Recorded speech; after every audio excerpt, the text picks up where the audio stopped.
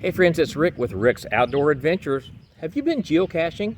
Have you heard of geocaching? It is a worldwide scavenger hunt. I'm going to grab some friends and we're going to go find some caches, and you're going to learn a little bit about this fascinating hobby.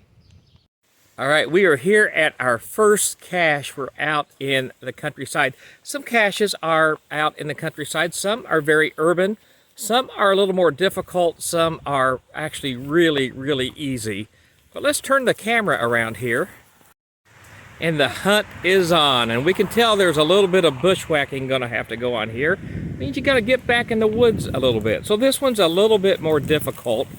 The terrain on this one is listed as a 3. Cache has terrain ratings from 1 to 5, 1 being the easiest, pretty much a paved level area, and 3 being a little more difficult, and 5 being could perhaps be up a mountain. So we have found the cache back here in the woods. This is awesome. Jonna, can you open that up so we can see what the inside of a cache looks like? So there's a bag, there's a logbook that you sign. We've got swag in here if you want to trade stuff. This is awesome. So when you're caching, you can trade some stuff out. You don't have to trade anything, but there's a logbook you sign, and then you go on geocaching.com and log your find.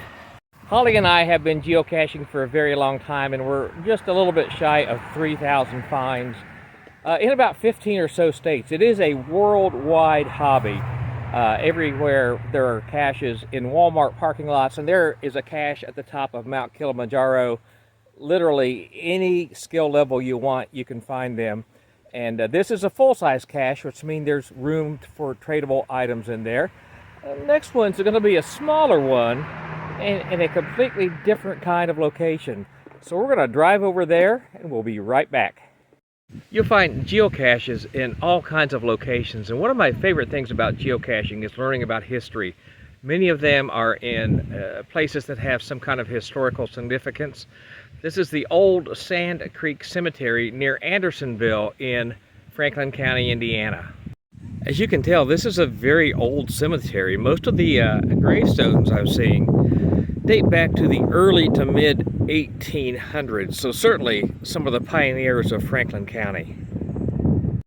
Geocaches and cemeteries are never hid on a grave site.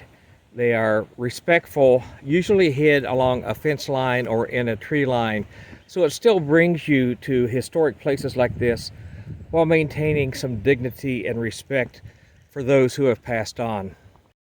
A cemetery we would not have known existed were it not for geocaching.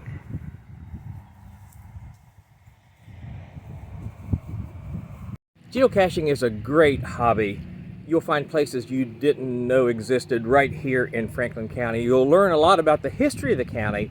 You'll get out in the fresh air, get some exercise. If you're interested in geocaching, the worldwide treasure hunt, you can go to www.geocaching.com and look it up. There's probably a cache within half a mile of your house, no matter where you are. I'll put that link down in the description. If you need help getting started geocaching, feel free to contact me directly. I'll put our email address down there also, and absolutely happy to help you get started. Geocaching, have you tried it? If not, give it a try.